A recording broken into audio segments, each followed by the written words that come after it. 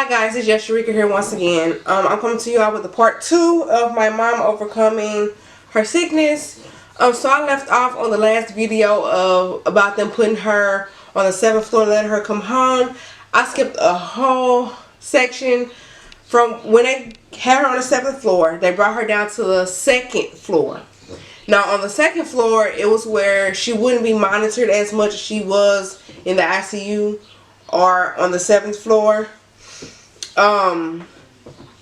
So they got her down on the 2nd floor. We were happy because it was like a step closer to her coming home. So on the 2nd floor, she was doing fine, but I believe they had stopped physical therapy while she was in the hospital. So what they ended up doing was keeping her there. They did a few more tests to see if she could come home, or like to see what was going on, basically, like see what else was going on. So they ended up doing, they ended up putting a dialysis tube here, like a permanent dialysis tube here for her, and they ended up sending her to a rehab center. I say home because she was out the hospital. So they sent her to a rehab facility, home, and she was there for a little while, and they did physical therapy, occupational therapy, speech therapy, and I liked it because I could tell that she was doing better. She was getting better. She was starting to act like herself. She had lost a whole lot of weight, and she's still losing weight, but I still feel better because it's like she's not in the hospital and she seems to be doing okay. So after like 3 weeks in the rehab facility, they actually let her come home. With them, okay, she came home, and within like a week or so, she ended up back in the hospital. And this time it was for something different. They kept her for like 2 days. No, they didn't even keep her.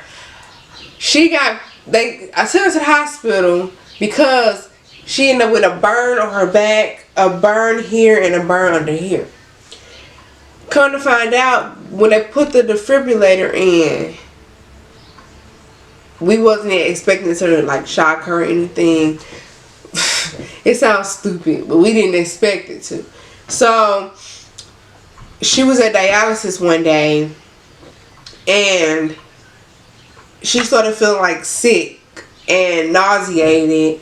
And what happened was her heart rate went up, so it went higher.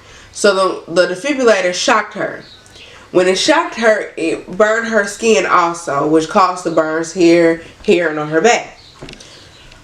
So the funny thing is, I kind of diagnosed her because the doctors they didn't know what it was that she had or what it was that was on her back. So I was like, maybe it's a burn from her being shocked by her defibrillator. And they was like, oh yeah, that's it. So,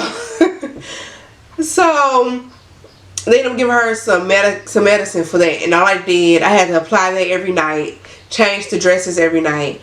And now it's doing better. It's healing. It's scabbed over. So that's taken care of. Then, like now, at this moment, present time today, she's doing good. The hospital put another tube in her stomach for her to get dialysis at home, so she won't have to travel outside the house to go to a facility to get the dialysis done. So they did that. At this moment, she still isn't able to walk. Her occupational therapy has stopped. I feel like she has gotten better with the occupational therapy. It's still hard for her to like sit up. She could sit up, but she has to be like balanced to where she won't fall back. Sometimes she do fall back, but it's iffy, if you know what I mean. It's a chance she will, a chance she won't. It just depends. So yeah, that's what's going on today, this present time, right now. That's the rest of the story time.